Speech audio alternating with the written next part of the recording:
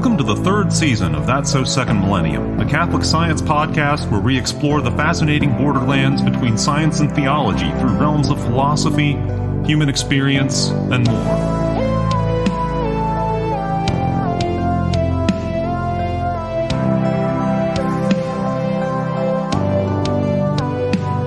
Welcome back to That's So Second Millennium, episode 126. So we are extremely happy to have Dr. Stephen Barr back on the program. He is the founder and president of the Society of Catholic Scientists, a young and growing organization that's attracted international membership and is now based at the University of Notre Dame's McGrath Institute for Church Studies. Dr. Barr is professor emeritus at the Department of Physics and Astronomy at the University of Delaware, and his publications include the book Modern Physics and Ancient Faith, one sign of his energetic commitment to the notion that science and faith are not only compatible, but complementary. And frankly, folks, it's a really good read. I've read it, and I recommend you do so as well. This notion, which is incomprehensible to some, but a driving vocational inspiration for many scientists, theologians, and philosophers, that I just had a conversation about this last night, that people, there really is a sense in the broader culture that, science and religion are just, They've drifted apart. They'll never, they were never together to begin with. All of that sort of stuff, and that's the sort of myths. One of the missions to society is to dispel that myth, and that's a great thing.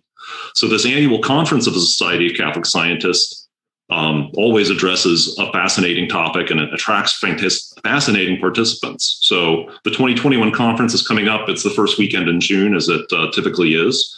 And so we're really happy to have the chance to talk to you, Steve, about what's going on, what's going to happen, the insights, the messages, and the speakers. Well, it's good to be on here again, Paul and Bill. I'm very excited about the conference. A lot of work has gone into it. I think it's going to be very interesting and a lot of fun. So the theme this year is it's extraterrestrial intelligence and also artificial intelligence. We have some speakers talking about both. Right. So we try to have not just a single theme because we want to give opportunity, to give some variety, but also an opportunity for people in different areas of science to give talks. And so I guess the main theme, maybe the first theme is extraterrestrial life, looked at both from the point of view of the science of it and also what are the theological implications. And another theme is artificial intelligence, and both of they're sort of related because they're both kinds of intelligence that are not human. I mean, you can have extraterrestrial life that's not intelligent, like microbes and things. Right. But we're interested in that, but we're also interested in extraterrestrial intelligence, or what people call ETI. And so there's a kind of a link between the two main topics, and we also have usually talks on other things too. So it is conference. Yeah. So we have a variety on the menu. Yeah. I'm particularly, of course, coming from a geological background, I'm fascinated to see that we have a talk about Jesuit pioneers in seismology, which, even in my own secular, going to Washington University in St. Louis, which has a big deep earth and seismology, focus in that department. Right. That was a thing. I mean, if you need an outpost in southern Chile, it's probably the Jesuits running that seismometer. Right. I didn't know that myself. I knew that the Jesuits have a very great history in astronomy and astrophysics. So that's what they're probably most famous for. But I only became aware of that, a couple of years ago, that they played a pioneering role in seismology, and partly because they had all these far-flung missions around the world. What you need, coverage. And they set up seismic stations, or whatever they're called, seismometers all over the world, and made a global network of them. Yeah, so we're having a young woman who's a third year grad student at Harvard, Natasha Tagramagian, and she is getting her Ph.D. in geology, in particular seismology, and she's done some. I'm not going to be a spoiler of her talk, but she has interesting things to say about, and she works in particular on earthquakes and their consequences. That is, their human, the actual results of earthquakes on human society. But she's done a lot of interesting field work, and she's also going to talk about the pioneering role of the Jesuits. So that's one of our as I said, we have a variety to talk. So that's not on extraterrestrial life or artificial intelligence. Another speaker, every annual conference, we give a St. Albert Award. And it's so far anyway, and I think it's by definition to a Catholic scientist who makes contributions either to science or to discussions of the relation of science and faith, or serves the church in some other way. And this year it's going to a very distinguished historian of science named Lawrence Principe. People pronounce his name in various ways. Right. I think the dominant pronunciation is Principe. He's a professor at Johns Hopkins University, and he's just a hop, skip, and a jump from the conference. He is, and he has written some wonderful things. I'm going to give a plug to something he's done. Everybody should go out and get his 12 lecture audio course. It's made for something called the Teaching Company, I believe, and the Teaching Company puts out these lecture series called The Great Courses. The Great Courses. Oh, yeah. Right. Okay. And so he did one on science, and I think it's called Science and Religion. And it's 12 lectures. I'd heard raving reviews of it from a number of people I highly respect, and I only actually listened to it within the last year during COVID. It's spectacularly good. I would say any Catholic who is interested in the relation of science and faith should go out and listen to Lawrence Principe's 12 lecture series. It's wonderful. He's going to be talking about science in the Middle Ages, and I think particularly the contribution of Franciscans, as I recall. So that's his St. Albert Award lecture. So those Natasha Tagramajian and Lawrence Principe are two speakers who are not speaking on the main themes of the conference. But nevertheless, I mean, in some ways, perhaps this is just Paul trying to stretch it just a little bit. But I mean, in some ways, the medieval mind is so different than the way we think these days that perhaps you could almost. Yeah, there. Of course, everything was connected. Everything else in science, and it sure is. There's, so I could tell you about the extraterrestrial life, which is the first part of the conference, if you're interested. So we're having quite a few talks. Maybe half the talks of the conference are one way or another on extraterrestrial life.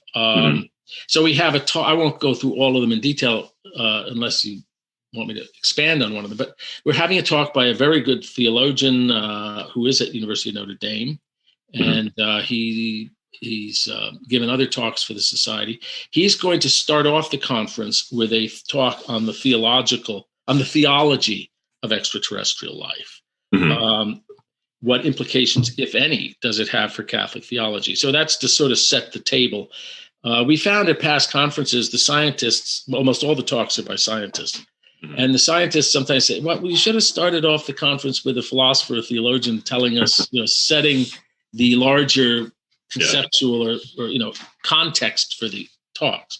And so we're doing that. And then we have two other talks by astrophysicists who are really world experts on this subject on the physics and the chemistry of extraterrestrial life. And so one is by Jonathan Lunine, who is Professor Cornell.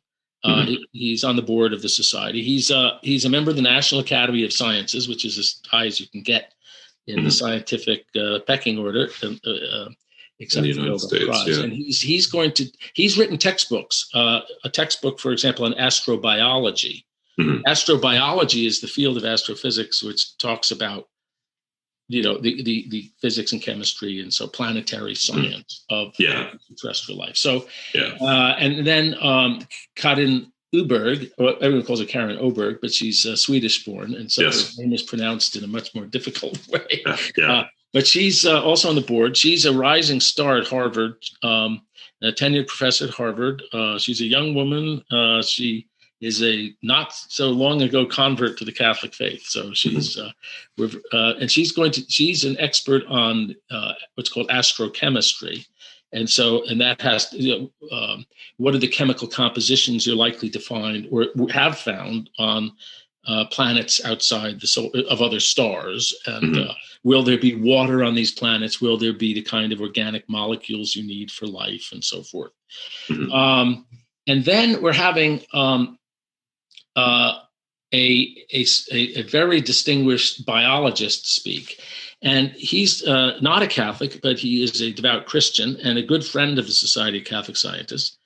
And his name is Simon Conway Morris. And he's a professor emeritus now, recently retired from University of Cambridge in the UK. Okay. And he's one of the top evolutionary biologists in the world. Mm-hmm. And he's going to give a talk on basically knowing what we do about how evolution worked on Earth. What would highly evolved or highly intelligent extraterrestrial life on other planets be likely to look like? What would it be like us? Would they be radically different? Would they be living in the ocean? Would they be, lobster-like creatures, or what can we conclude? And he, I think, I'm not going to steal his thunder either, or to give away the punchline, but I think what he's going to say is that there's very good reason to think that life on, if there is, of course, it's a huge if yes, there is extraterrestrial life, and if it ever gets beyond the one cell or microbial level, right? Yeah, that's another old clause. It's very likely to be similar to us in many respects, and that's because of a phenomenon called convergent evolution, which he's a big expert on. That even on the Earth, evolution prefers certain ways of doing things, right, and keeps discovering independently, so to speak. Evolution keeps stumbling upon the same structures and plans and ways of doing things over and over again. And so that suggests that it will do so, find the same ways of doing things on other planets. So we have a theologian, astrophysicist, astrochemist, and a biologist all talking about this extraterrestrial life, and a number of other speakers as well. Another talk, Tim Dolch, a young, I think he's a radio astronomer from Hillsdale College. There you go. Yeah. He's going to be talking about the search for extraterrestrial intelligence. Mm-hmm. So Jonathan Lunine, who I mentioned before, is going to talk about the search for extraterrestrial life. Most searches for extraterrestrial life are looking for signs of life of any kind. Yes. Like microbes. Obviously, those are going to be, if extraterrestrial life exists at all anywhere, it's more likely to be primitive, one-celled organisms. Right. Yeah. But Tim Dolch will be talking about searching for signs of extraterrestrial intelligence. But anyway, there's several other interesting talks on the subject. So we have quite a suite of talks. I think it's going to be a lot of fun. Mm-hmm. So now, as I said, let's see, there's a few others. I don't want to leave anyone out, but I think we have 6 or 7 talks on extraterrestrial life. I think Chris Schindeldecker is going to be talking about the chemistry of it. He's a big expert on, and so he's going to be talking about, or I think, I don't want to distort what he's saying because it's not my field, but how certain organic molecules are likely to form in certain astrophysical situations and so on. And then we have a bunch of talks, as he said, on artificial intelligence. And that will be actually on the Sunday. So,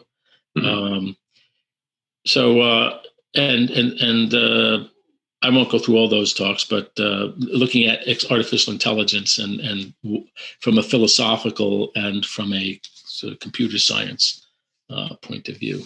So we have altogether, as I said, I think we have 13 talks at this weekend conference. Mm-hmm. Yeah. No, it's and it is an exciting layout.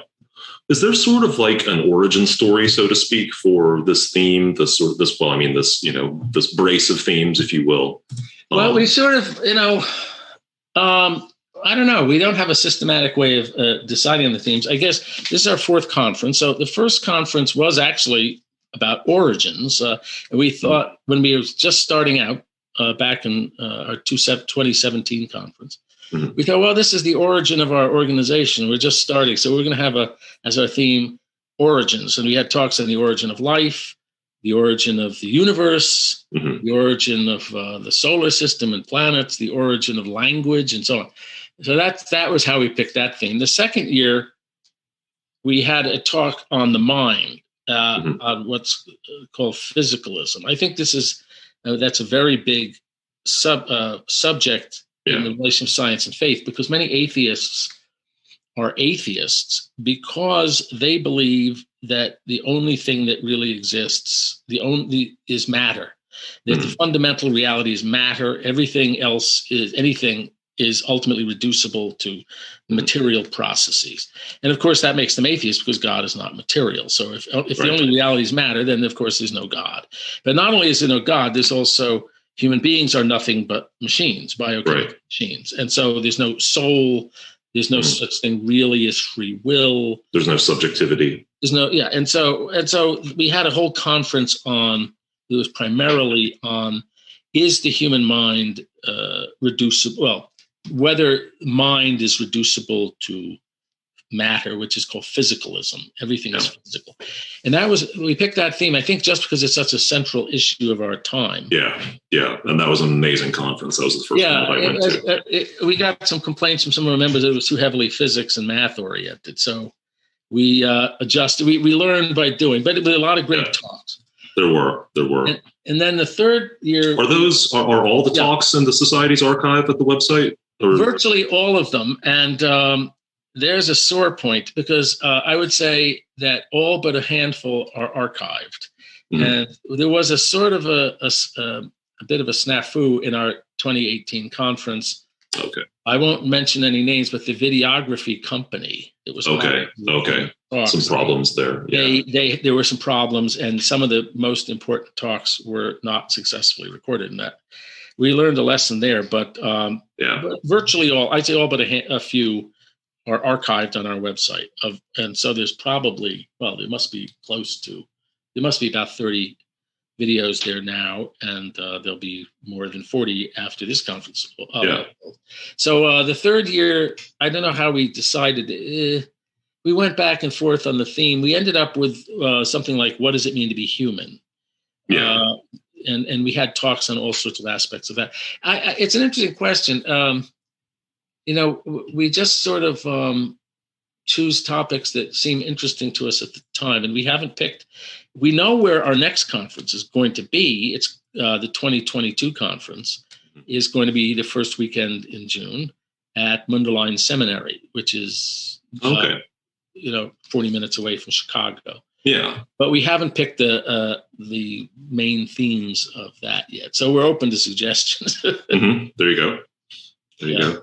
There's so many fun things to talk about. We might go back and revisit topics in the future. So we'll never run out of. Yeah, but I mean, this would be the fifth conference will be the one in Chicago. Yeah, right. We didn't have one, of course, in 2020 because of COVID. Yeah, and so. This, which would have been our fifth, is actually really our fourth, and and the one in Chicago will be our fifth. Would be the fifth conference. Yeah. So now, speaking of COVID, the attendance is pretty good. I mean, it was 2 weeks away from the conference, but we have about 100, maybe slightly above 100 members of the society registered.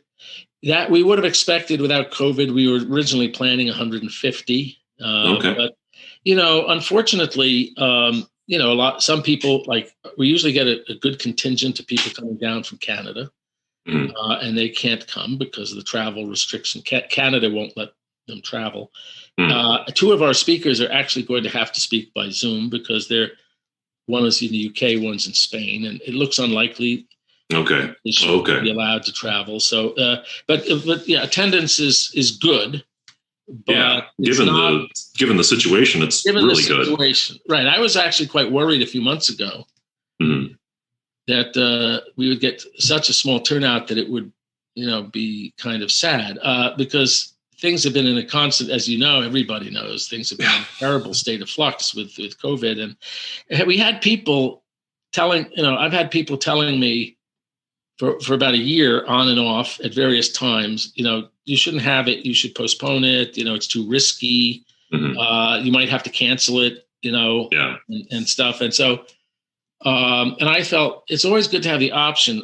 If we have to cancel it, I'm going to wait till we really have to cancel it, or why close my options prematurely? So we kept alive the option of doing it, and we were lucky in a sense, because things have opened up just in time to have the conference, and it will be safe. It's going to be completely safe. We're going to follow all the rules that are in force in DC and so on. And as safe as human life can be. As safe as life can be, and but nevertheless, there are probably some people who didn't come because they have particular concerns, and other people who are not able to come. But the turnout, it's going to be if I may use a physics expression, a critical mass of people. With 100 people, it ought to be. It's going to be a lively. That is definitely that's a quantity of people that will allow you to have discussions and people to mingle and make new connections, and the sort of things you like to do at a conference. Well, in fact, that's one of the reasons we had the conferences. So, as you said, one of the main purposes of the Society of Catholic Scientists is to push back against the false narrative, I guess people would call it now, that science and religion are at odds, that they're incompatible with each other, or that historically they've been at war with each other. That's a complete myth, by the way. But it's not just to publicly witness to the harmony between science and faith, but it's also, especially at our conferences, it's an opportunity for Catholic scientists to meet and make connections with each other, and for fellowship, spiritual fellowship, intellectual fellowship, because otherwise, Catholics in the science world, as in the academic world, are scattered around, right? Whether you're in a history department or an English department or in a science department or whatever, or your workplace, there may be other Catholics around, but you might not know who they are, and often you're discouraged, or it's not seen as the right thing to do to speak about your faith in the workplace. Yeah. So there's a tendency to sort of people to, just to keep it under wraps, or just to keep it to themselves, and as a result, they don't have interactions with other people in their fields who are Catholic, or they have few opportunities for that, and that can lead to a sense of isolation. Oh yeah, it's really destructive. Yeah, it's very destructive, and it's not. A lot of people think, well, if I go into science or I go into this such and such a field, I'm going to find hostility. Well, it's not so much hostility. You're not going to find that much hostility, actually. That's usually not. Yeah, there are some subfields where you might, but no, usually not. Yeah, there are exceptions, and it depends on where you are and what field you're in. But you're more likely to feel isolation. And some of that is sort of self-imposed because everybody's sort of being quiet about it. And so this is one of the wonderful things about our conferences is, you have 100 to 150 for bigger, everyone in the room practically, 90% of the people are Catholic scientists like yourself. And you could talk theology, you could talk science, you can talk, and the other 10% are people who wanted to come. You can be yourself, if we were lucky enough to live a few hundred years, well, actually not a few hundred years.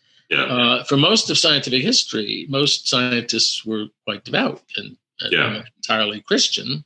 And so there wasn't this, all the scientists practically were Christians. But in our time, I think it's a novel experience for a lot of scientists to be in a room where suddenly they can be themselves, and that's very powerful. Yeah.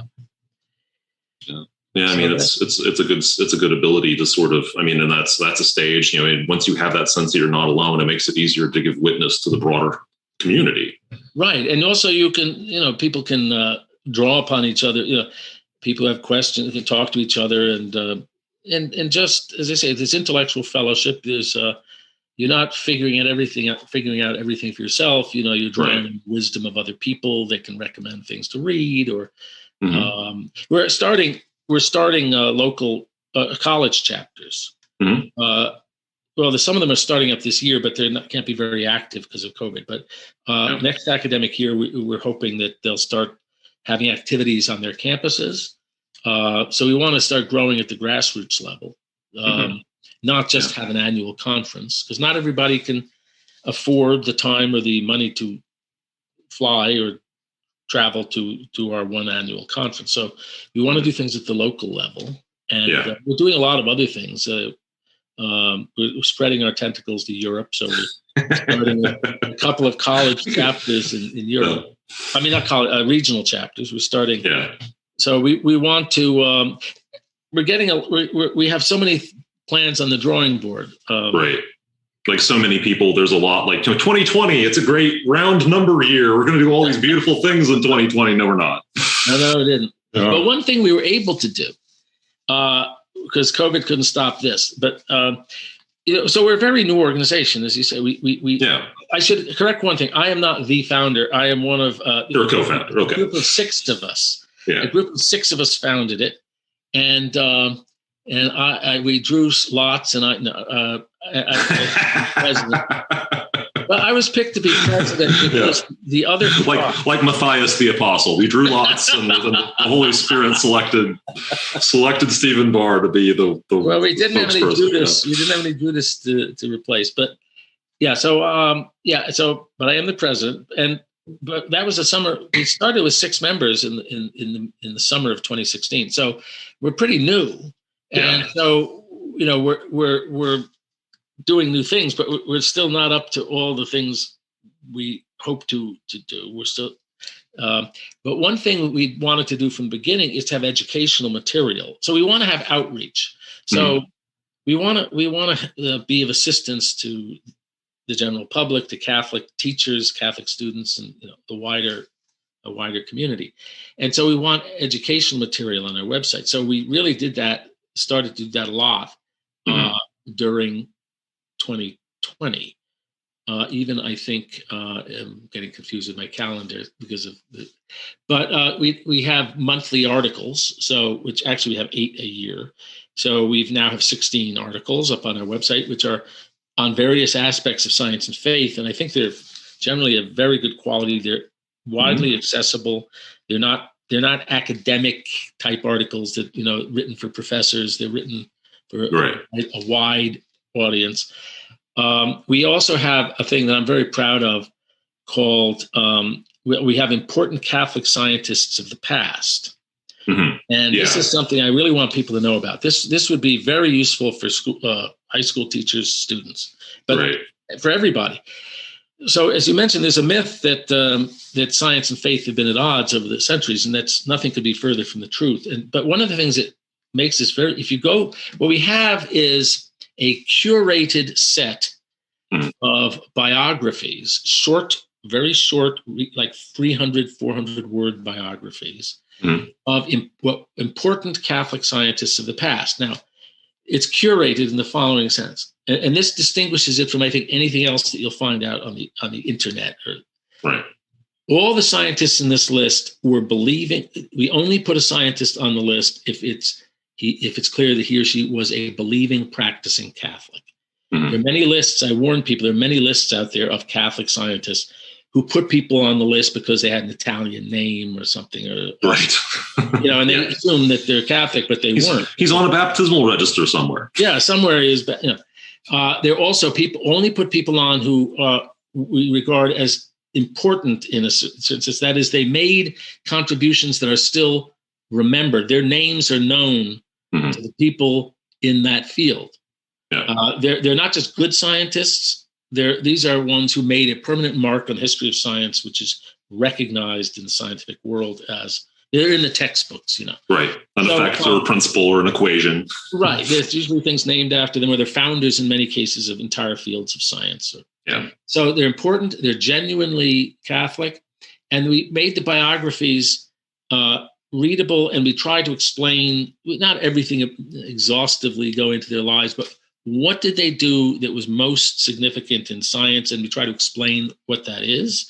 So people who are not scientists can sort of get a feel for why it was important, and something about their faith, often quotes, things they said about science and faith or their own faith, or little facts about their religious life. So there's 91 of them up there now. And I have to say, when I started, the person who helped me with this a lot really deserves, the two of us did this, is a fellow named Andrew Kassabaum. And it's been his sort of hobby to find these scientists. And I was stunned because there's so many people on the list who I knew of because I knew about their work. As a scientist, I was familiar with what they had done. But I had not realized they were believing and practicing Catholics. And when you get through reading, even half of these, you're just blown away. Yeah. Because you realize just the immense contributions that Catholics have made, how many really top flight scientists were believing and practicing Catholics. And this spans many centuries, all the way up through the 20th. We only put people who are dead or long retired from science because we don't want people say, "Hey, why isn't this guy? Why isn't my friend? Or why am I not on that?" Right. So let's cut that off at the. Yeah. So these have to be people who are not, active.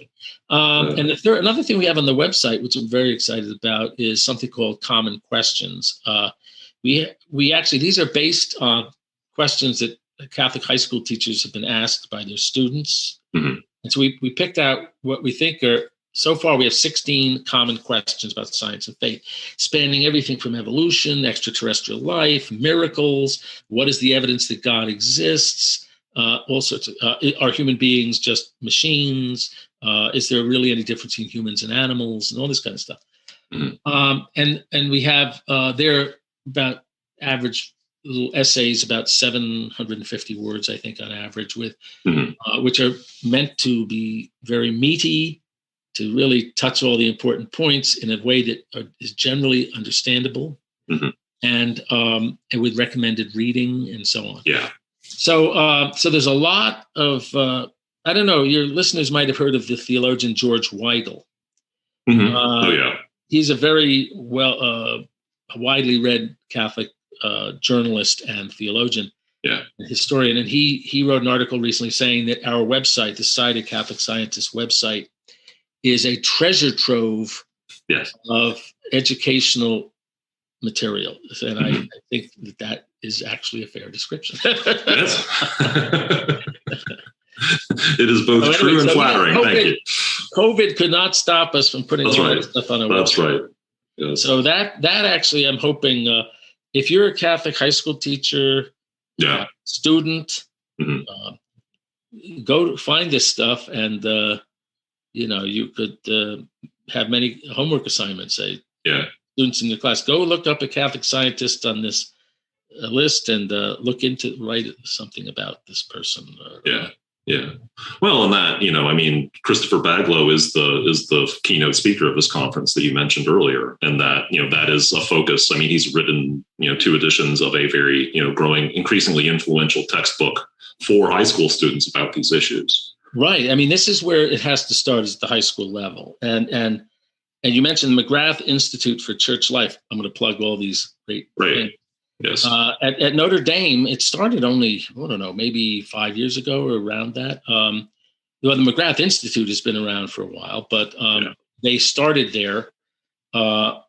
It's called the McGrath Institute for Church Life, and it started about 5 years ago, a Science and Religion Initiative, in which it has programs basically to teach Catholic high school teachers how to teach about science and faith.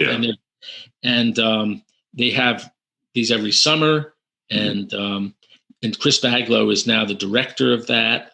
As you said, he wrote what is, to my knowledge, the only textbook, at least in English, written for Catholic schools about science and religion. So those interested should go.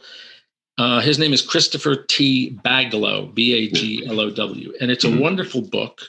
And hopefully it'll get used more and more. If it's, again, it's probably, if you had to go and read one book on science and faith, get that one.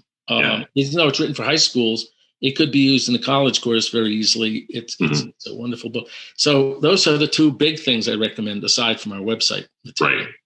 Christopher Baglow's book, and Lawrence Principe's 12. Right. Yeah. Or St. Albert Award winner. Yeah. Right. 12 lecture audio series. Yeah, that really covers. We've got a multimedia extravaganza there. By the time we've got Christopher Baglow's book, and then the contents on the society's website, and then an audio series from the great courses. We're very lucky the time in which we live, in the sense, because when I was young, in grad school or college, there was very little written about science and faith from a Catholic perspective.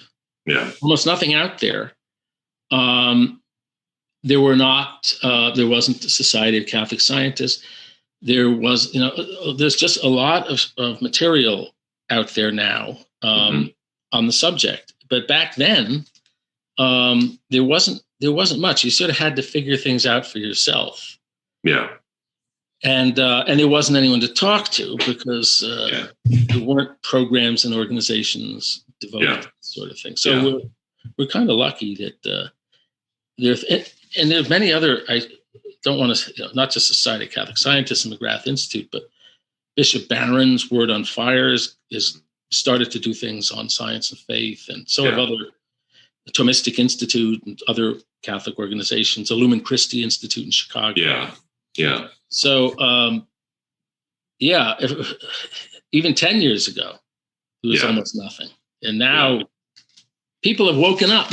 Right. Someone has finally set some of this tinder on fire, and it's starting to spread. Right. I think the new atheists suddenly made people, we should have been doing this actually for 40 years.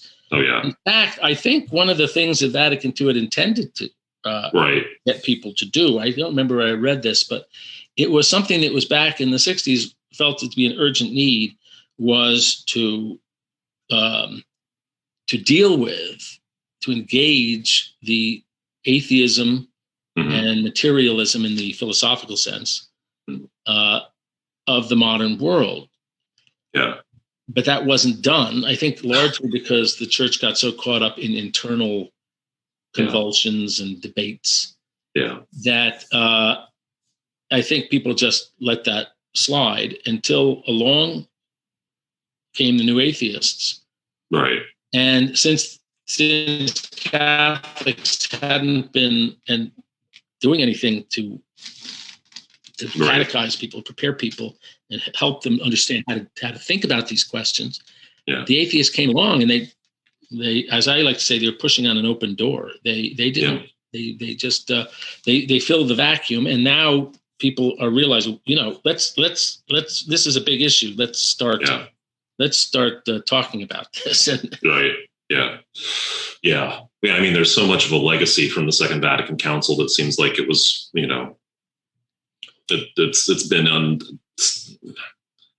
I keep groping for something better than the word stillborn, but there's unfulfilled. Unfulfilled. Because what happened, I think people got distracted and started going off in funny directions and lost. They took, and to change the metaphor once again, they took their eye off the ball. Right. I think this is one of the things that recent popes have been emphasizing. Mm-hmm. I think that was actually one of the big thrusts of Vatican II. There would be a missionary church, the new evangelization, right, which really started being talked about, I think, under St. John Paul II. Yeah. We have to evangelize this modern world in which we're living, and a big part of that, it has to do with science, because we're living in a culture that's thoroughly imbued with, suffused with scientific ideas and with technology and so forth.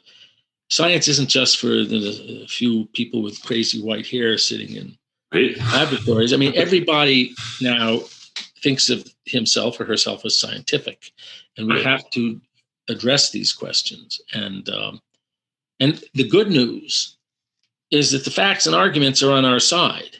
Right. That is the handy part. I mean, it's not like we don't have answers to all these things.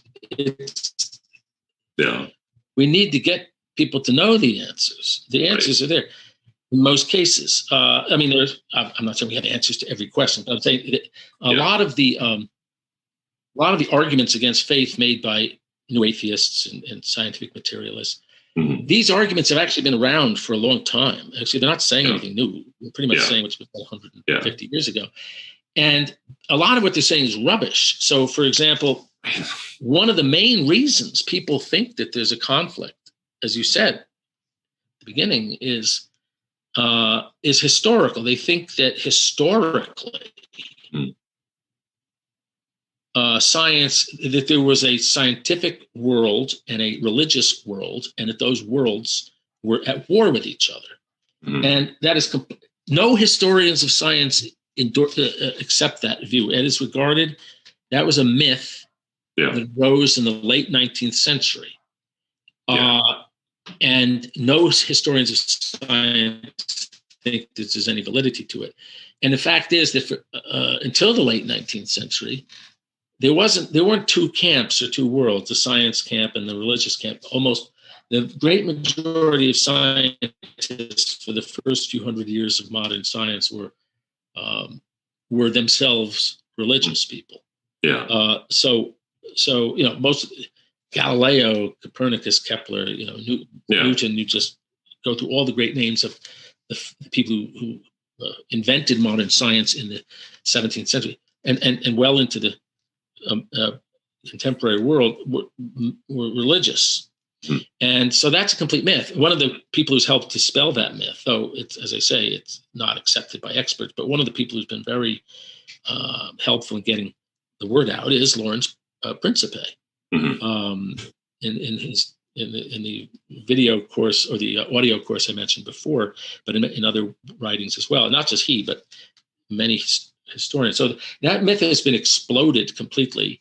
It's the opposite of the truth. In fact, science and religion were never at war, and most scientists until, say, the mid-19th century were themselves believing Christians. And so, see, that's a fact.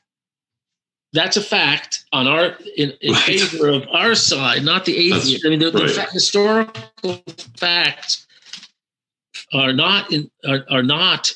not support what the atheists have been claiming. It's just a question of getting the facts known. And the same thing for many of the philosophical arguments or many of the supposedly scientific arguments against religion. There are very good answers to those. It's just a question of having more people understand these answers that have been developed, and that's one thing we're trying to do, through our conferences, also through our website. So the good news is that the arguments and facts are on our side. The bad news is we're playing catch up. To an enormous extent.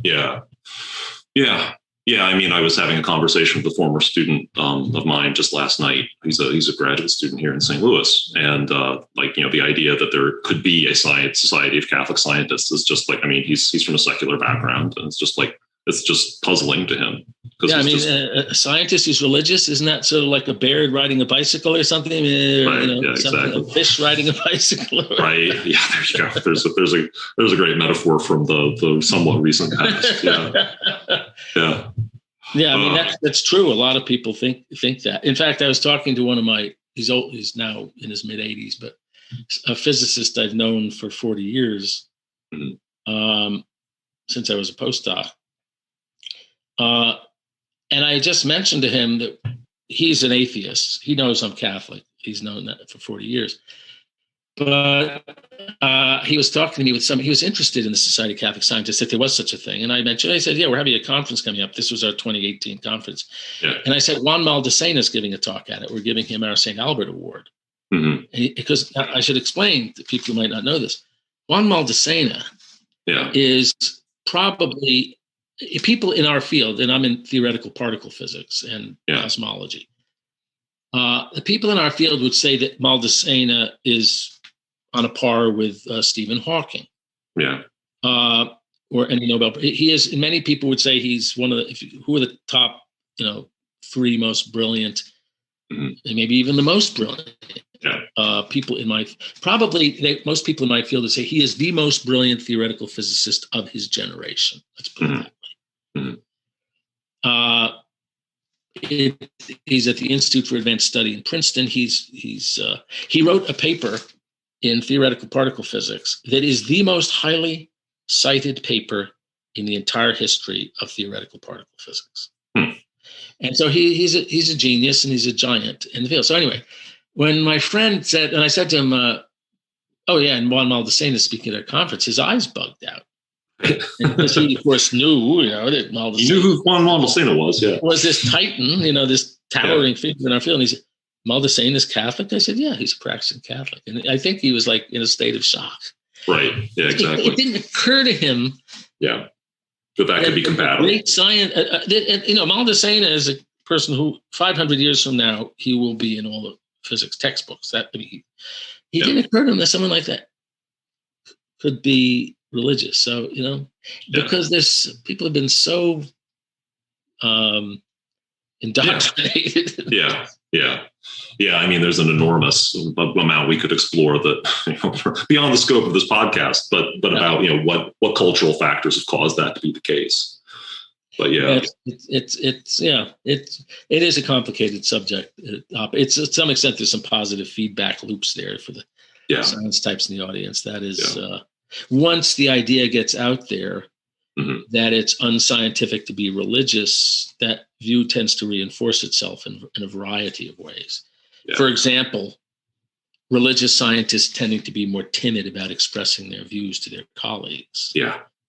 That then creates more of an impression in the scientific world that there aren't religious scientists because all the religious scientists are self-censoring. Right. And so there are these feedback loops. And that's, I think, what happened is it at some point, the idea took hold and it just then it sort of hardened into, well, everybody knows. Right. Yes. Who's the they? And that's what they say. Yeah. Who's this they? But yeah. But we're here to show that it ain't true. Right. That's, indeed.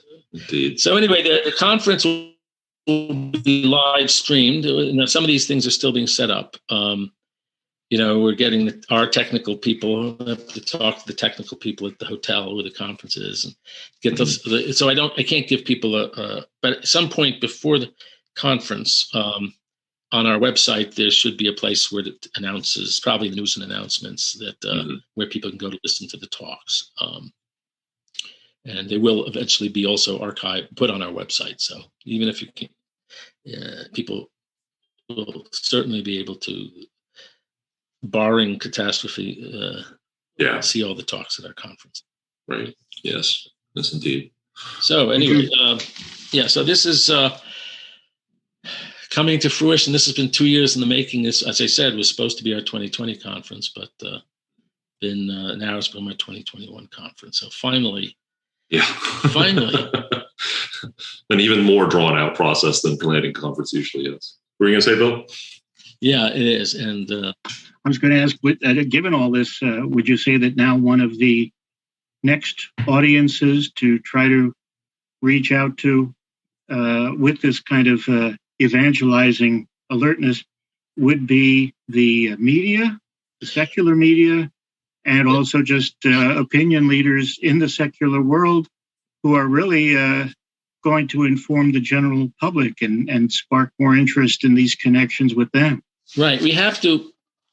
That's another big. So we have a number of big tasks, and one of them is to get our voice into some of these echo chambers that exist out there. Right. I mean, my sons tell me, you have to get on one of the, there are more people that listen to certain YouTube programs. Mm-hmm. I don't know I'm a dinosaur, so I don't know how you distinguish the YouTube channels, content providers. Then listen to, many cable television, CNN or Fox News. Right. So, I mean, Joe Rogan.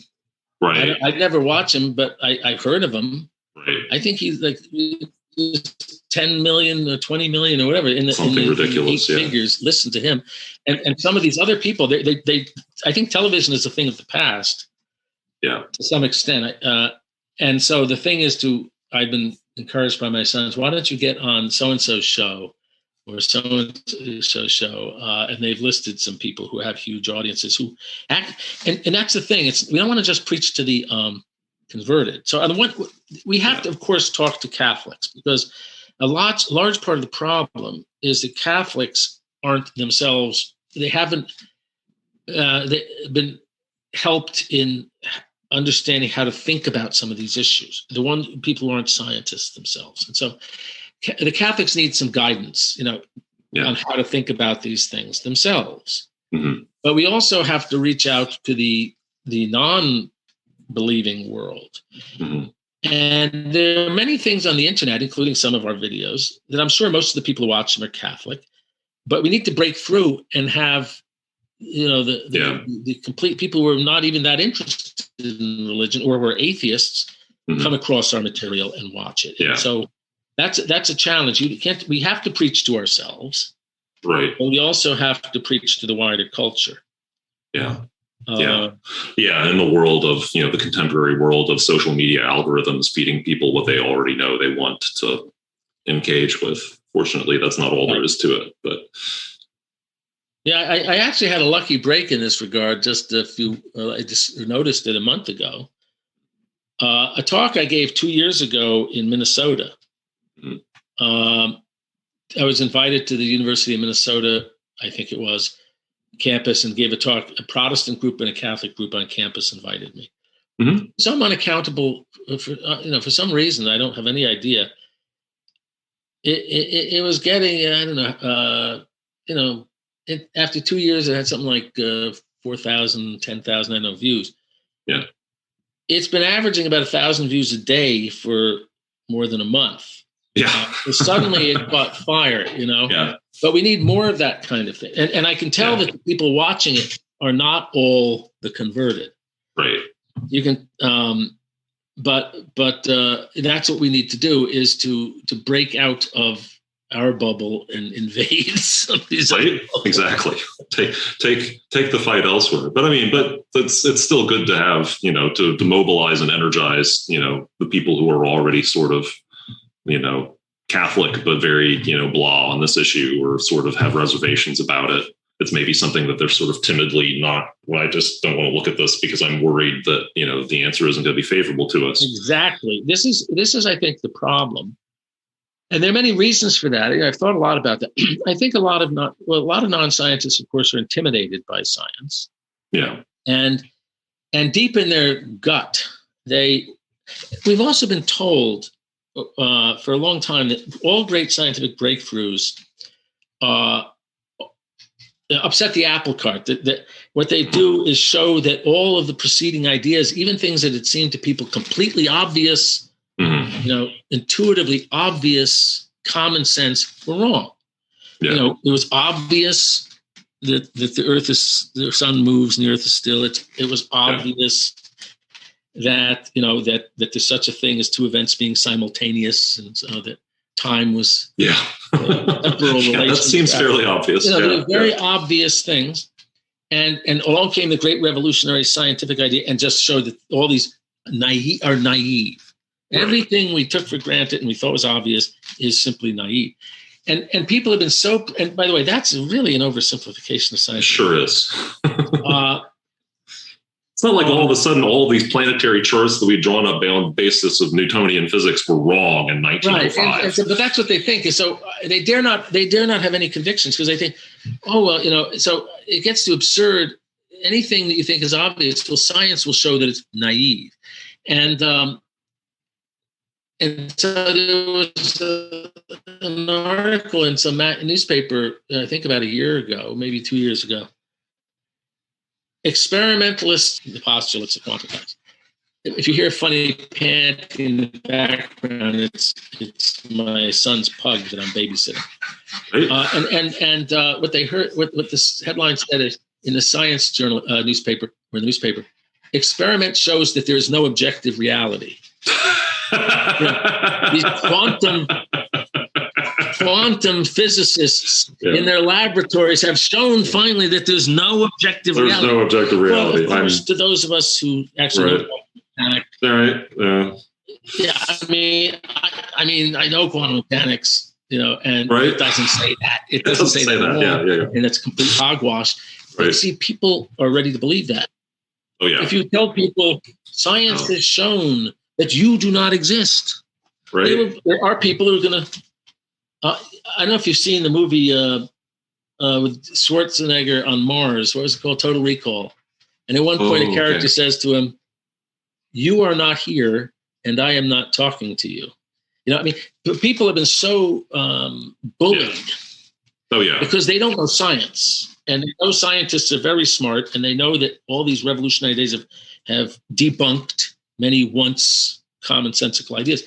That now they are very, as you say, there's a fear in the pit of their stomach, especially when they hear some scientists who are sort of vocal coming out saying that science proves there's no God, or Stephen Hawking says that science can dispense with a creator. Right. But deep down, they fear maybe it's true, and as you say, they want to avoid the whole subject. Yeah, they just don't want to think about it. Yeah. And that's why it's important for them to know there are very good scientists, a lot of them, who are devout Catholics, and who can help them think through these things and reassure them, no, science does not prove there's no God and is not contrary to. And I think that that's what we have to witness to them. Yeah. Because the price of rambling on, but that's fire and enthusiasm, right? Which is something that we'd like to bottle and spread if we can, because it is badly needed. And the price of living an atheist life, the price of living with that perspective needlessly, is pretty high.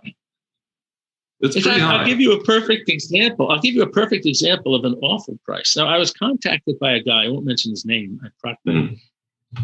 I never heard of him before. He's just, I get emails from complete strangers from all over. This guy. The joys of being a public intellectual. Well, this guy was worried because he read articles by neuroscientists saying that the self. Some of them say the self doesn't exist. This idea that we have selves, that there's one person's. Paul Giesting, who exists through time and is the same person from one day to the next or 1 minute to the next. That's an illusion. And he's reading these people and is deeply worried. Now, it turns out this person has psychological problems. He has a history of psychological problems. He admitted it. But he then was reading some philosopher and academic philosophers like to raise very interesting sort of academic debating point. How do we know that when I go to sleep at night and I wake up the next day, is it really the same me? Right. And they actually debate. And so he was actually, as he said, having an existential crisis. Sure. Because he wasn't sure that if he goes to bed tonight or that night, that he would wake up, it would be the same person. Right. And I mean, this guy's going through agonies. I mean, of course, he had a serious psychological problems to begin with. But here he's confronted by neuroscientists telling him that he doesn't exist. Right. And it's not the same person from one day to the next. Right. And so, as you say, there is the agony of living. It's not just atheism, because what you have to understand is that we're up against, if it were just people who didn't believe in God, that wouldn't be so difficult to deal with. The people who claim there's no God on the basis of science, most of them do so because they're much more radical than atheists. They as I said, they don't believe that anything besides matter exists. They don't just deny the reality of God. Right. They would deny the reality of anything that is not explainable by physics and chemistry, including the self. Right. And so very radical ideas, and the agony of living with the idea that not just that we're living in a godless and meaningless universe, but that in some sense that we don't really exist. We're just, we're just a biochemical machine with the illusion of free will and personhood. Right. That is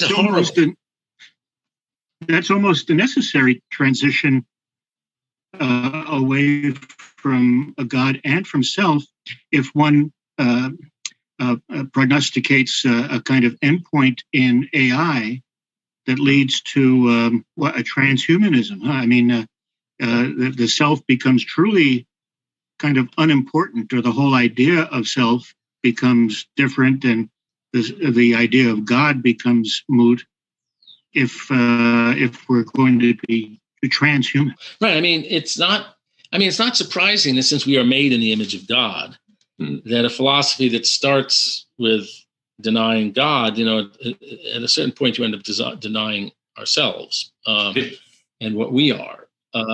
So, but it's not another piece of good news. It's not just some of the mistakes that they're making, that the materialists or the physicalists or the atheists, scientific atheists, let's call them, are making, are not just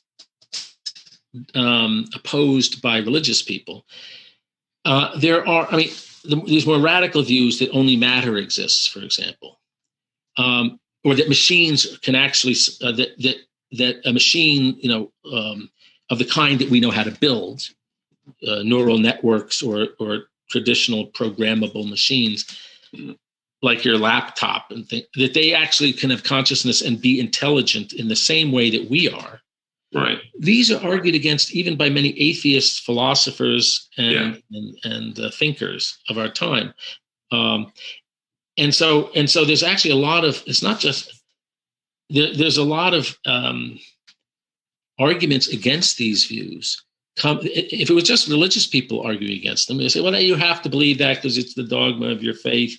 Right. No, there are a lot of famous atheist philosophers who will say, no, physics doesn't explain everything. Physics doesn't explain consciousness. Machines aren't intelligent in the sense we are. And you can mention people like the very well-known philosopher Thomas Nagel, Searle, what was his first name?